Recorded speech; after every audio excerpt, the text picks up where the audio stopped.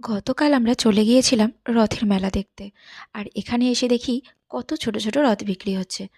আর দু সাইড দিয়ে রাস্তার যেখানে হালকা পাতলা মেলা বসেছে। তারপরে চলে গেলাম আমরা একটা মন্দিরে, যেখানে মাকে প্রণাম করে অনেকক্ষণ ধরে দাঁড়িয়ে থাকার পরে আমরা রথের দেখা পেলাম। আর রথের দড়িটাও টেনে নিলাম। অনেস্টলি বলছি, আমি অনেক বছর রথের দড়ি টানিনি। এইবার কপালে ছিল তাই হলো। আর এখানে আমি চলে এসেছিলাম একটা প্রদীপ কিনতে। আমার প্রদীপটার প্রয়োজন ছিল, আর দোকানটাও ওই সাইডে পড়েছিল, তাই ভাবলাম এক কাজেই দুটো সেরে নিই।